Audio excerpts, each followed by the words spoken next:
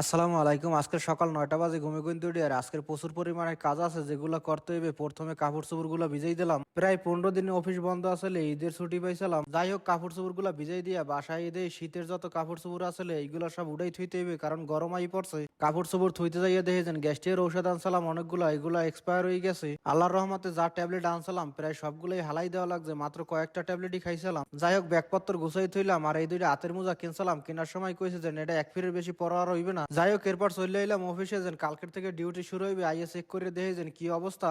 Hour পর প্রথমেই দেখি আমার শখের আলু গাছগুলা সব মরিয়া একদম সোজা হয়ে গেছে। এই দেশে প্রতিদিনই গাছের গোড়ায় পানি দেওয়া লাগে, নাইলে গাছ মরিয়া যায়। যাই হোক আমি এটা বুঝতে পারছিলাম যে না, আলু গাছগুলো আমার শহীদ হয়ে যাইবে। যাই হোক এরপর অফিসের ভিতরে ঢুকে দেখি ধুলাবালুর আর কোনো অভাব নাই, সবকিছু সুন্দর মতো ক্লিন করে মারিয়ে দিলাম স্প্রে। এইদিকে বাইরে দেখি দুইটা বিলইতে 8টা বাচ্চা দিয়ে একদম সংসার বানাই হেলাইছে। এদিকে টয়লেট মলেট সব নষ্ট করে হেলাইছে। যাই হোক বিলই কটার লাগে একটু কষ্ট লাগলে, কারণ এই ছোট ছোট বাচ্চা, তারপরও ক্লিন করতে হইবে। বাচ্চাগুলা বাইরে বাইর করে দিয়ে সুন্দর মতো সাবান পানি দিয়ে ধুইয়ে একদম ক্লিন করলাম। যাই হোক সবকিছু দোয়া ফলার কাজ শেষ করে এরপর রওনা দিলাম আলু কয়টা লইয়া বাসায়। আলু কয়টা হাতের ভিতরে লইয়া বাসায় আই আর চিন্তা করি যে না, আলু কয়টার ভিতরে যদি ঠিক মতো পানি দেওয়া যেত তো অবশ্য আলু বড় হইতে। বাসায় আইয়া সবাই আলু কয়টা দেখাবার পরে সবাই কয় যেন বছর হানে খাইতে পারবেন, রাখিয়ে দেন। আর একজনে কইলে আলু গাছ লাগাইয়া আলু তো বানাইছেন কম আর বেশি,